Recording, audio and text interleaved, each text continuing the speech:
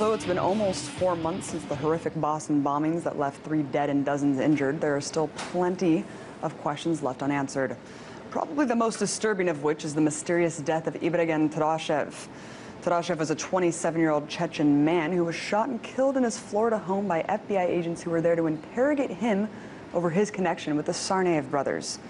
Todashev was unarmed, yet he was shot 7 times, once in the head. The official explanation of why has fallen apart.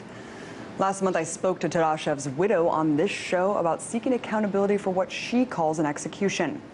And now his father is in Miami to seek justice for his son and demand answers from the FBI. Well, RT's Anastasia Churkina traveled to Florida to follow up on the case and speak to Todashev's father.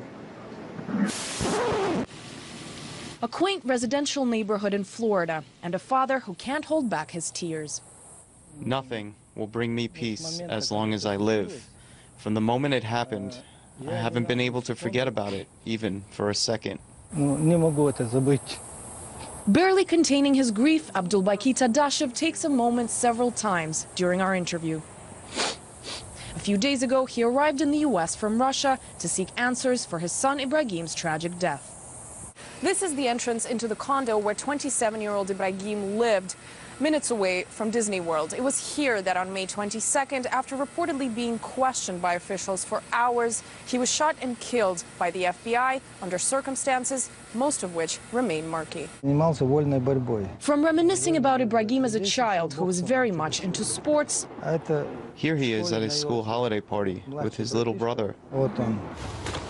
to looking through graphic images that a parent should never get to see, images that will haunt him for the rest of his life.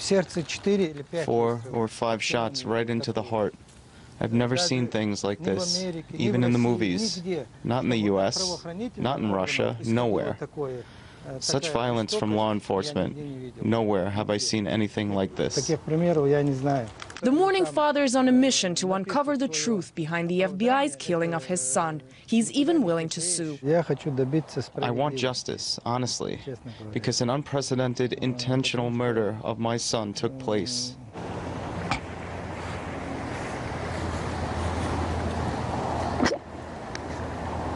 Ibragim came to the U.S. in 2008 to study English and ended up staying to pursue a career in martial arts. This spring, he was questioned in connection with a triple homicide in Massachusetts, as well as the Boston Marathon bombings, as officials believe the Chechen young man had been friends with the deceased suspect Tamerlan Tsarnaev. The father says the only connection his son had to the Tsarnaevs was a Chechen background that had once prompted them to exchange phone numbers. They said he was connected to the events in Boston, this and that. They can't connect any dots now. If they wanted the truth, they wouldn't have killed him. They would have questioned him appropriately. Even if we were talking about a criminal, in this case, they took the law into their own hands. Ibragim received multiple fatal gunshots to the heart and head during the night of the questioning. The FBI claimed a violent confrontation took place, but has been blocking autopsy results from going public. Some reports suggest Ibragim was armed with a knife, others a broomstick, but there are also claims that he was not armed at all. Meanwhile, Abdulbaki Todashev says his son had just had serious knee surgery and could barely move without crutches. Demands from the American Civil Liberties Union and the Council on American Islamic Relations for Florida authorities to hold an investigation were declined, while the FBI claims to be conducting an inquiry of its own. Now they would never be able to prove his guilt in anything because they killed him. If they kept him alive, tried him, that would be a whole different story. Showing us the postcards from Americans sending condolences to his family, Abdulbaki hopes those behind his son's killing would show some heart as well. Maybe the FBI will have some kind of guilt resurface and admit that they committed this fatal mistake. For several years prior to his death, Ibragim was not able to leave the U.S. while waiting to be granted a green card. He eventually received permanent residence status and had plans to visit home on May 24th, but he died 2 days earlier. I'll never get tired. I'll do what I can. I'm just not able to leave this as is.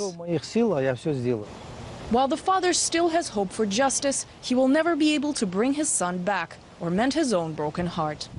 Anastasia Churkina, RT, Orlando, Florida. Joining me now from New York to talk about the latest in the investigation is RT correspondent Anastasia Churkina. Anastasia, thanks for being on the show. One of the most disturbing points of this case is that the FBI will not release autopsy reports. I mean, what do you think the rationale is for that? Well, Abby, I think it's safe to assume at this point that there is something that they're trying to sweep under the rug in this case, because it has been over 2 months. The autopsy results have been around for a while now, yet they have been trying really hard, despite demands from CARE and the ACLU to release these results. They've been trying very hard not to do so. So it's really murky, this entire case. Until they release the results, we're not gonna find out exactly what the reasoning behind all of this is. Well, it is very interesting how much the story has actually changed from the weapon that he might have been brandishing or not. What does Todashev's father think? Why does he think that they did this? Did he ever express anything to you about that? Well, Abby, that's exactly why he's here, to get in Florida, to get answers to these questions. He doesn't know why this happened. He thinks his son is innocent. He believes that what happened is an atrocity. He does refer to what happened several times while we talked to the killing as an unprecedented intentional murder, and he wants to know why this happened. One of the things he does assume, however, is that the FBI were trying to keep him silent. For what, he doesn't know. Yeah, I mean, the shot in the head is something that's just really horrifying, especially when they could have taken him down by shooting him in other points around his body. What are the chances of us seeing really any justice in this case, considering how the FBI is acting? Right. It's going to be quite complicated. If the father does go ahead and try to sue the FBI, it's going to be very hard for him legally. Right now, he's in the very first stages. He's still looking for lawyers. He doesn't speak much English. He is in Florida on a tourist visa, and it's just considering this case has been under this thick veil of secrecy, it's really doubtful that this man is going to have an easy journey trying to get these answers. Well, I'm really happy that you were there following up on the front lines, following up this really important story, and I'm glad that the ACLU and CARE are working to try to open up some light on the issue as well. Thank you so much, RT correspondent Anastasia Churkina.